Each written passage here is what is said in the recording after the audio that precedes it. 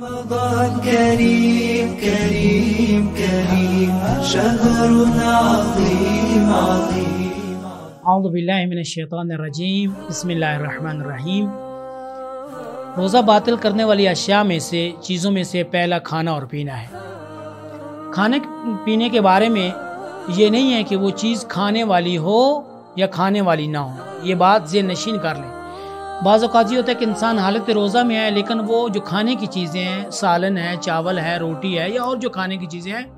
وہ اپنے منہ میں نہیں رکھتا اور وہ گلے سے نیچے نہیں لے کر جاتا۔ لیکن بعض اوقات انسان عادتاً یا بغیر اختیار کے لاشعوری طور پر وہ جا رہا ہوتا ہے اور کہیں درخت سے پتا جو ہے وہ توڑ کے اپنے منہ میں جو ہے وہ چبانا شروع کر دیتا ہے، اس کو نگل لیتا ہے۔ تو کہنے کا مقصد یہ ہے کہ چاہے وہ چیز کھانے والی ہو یا چیز کھانے والی نہ ہو، اگر انسان حالت روزہ میں اس کو چبا کر یا اندر گلے سے اندر نکل رہے گا تو اس انسان کا روزہ باطل ہے۔ مثلا خاک بھی ہو سکتی ہے کہ انسان جو زمین سے خاک اٹھا کر جو ہے وہ اندر اپنے گلے کے اندر لے جائے۔ اسی طریقے سے جو افراد حالت روزہ میں مسواک کرتے ہیں ان کے لیے بھی یہ ہے کہ اگر وہ مسواک کے بعد کرنے کے بعد مسواک کو باہر نکالیں گے اور دوبارہ منہ کے اندر رکھیں گے تو ان کا روزہ باطل ہو جاتا ہے۔ اس کے علاوہ اس سے مربوط جو مسائل ہیں ان میں یہ ہے کہ ایک انسان ہے کہ وہ صبح سحری کر رہا ہے اور وہ متوجہ ہو جاتا ہے کہ اذان صبح کا وقت ہو گیا ہے، تو اس کے لیے ضروری ہے کہ وہ لقمہ جو اس کے منہ میں ہے حتیٰ اگر گلے کی حد تک پہنچ گیا اور وہ نکال سکتا ہے تو اس کے لیے ضروری ہے اس لقمے کو اپنے گلے سے نکال دے۔ اس ضمن میں ایک جو ہمارے معاشرے میں غلط رواج ہے وہ یہ ہے، لوگ کہتے ہیں جی اذان ختم ہونے تک ٹائم ہے، ابھی اذان ختم نہیں ہوئی، جلدی جلدی جو ہے آپ اپنا جو ہے وہ سحری کر سکتے ہیں، کھانا کھا سکتے ہیں روزے کے لیے۔ لیکن بعض اوقات ایسا نہیں ہے کہ جو ماہ رمضان کے لیے روزے کے سحر اور افطار کا جو ہے کیلنڈر بنایا جاتا ہے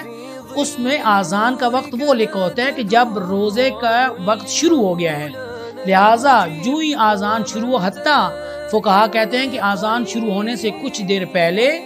اور مغرب سے کچھ دیر بعد انسان کو روزہ افطار کرنا چاہیے تاکہ اس کو یقین ہو جائے کہ وہ اس تمام وقت میں حالت روزہ میں تھا۔ لہٰذا اگر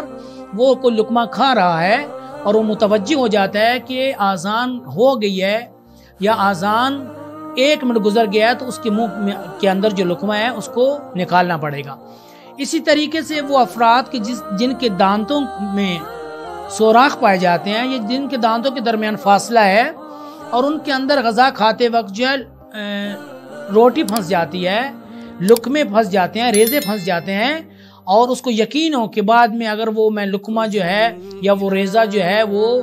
گلے سے اندر چلا جائے گا تو اس کے لیے ضروری ہے کہ سحری کرنے کے بعد اذان صبح سے پہلے دانتوں کا خلال کرے یا مسواک کر لے تاکہ اسے یقین ہو جائے کہ اس کے دانتوں کے اندر کوئی چیز ایسی باقی نہیں ہے۔ لیکن اگر ایک انسان کو یقین ہے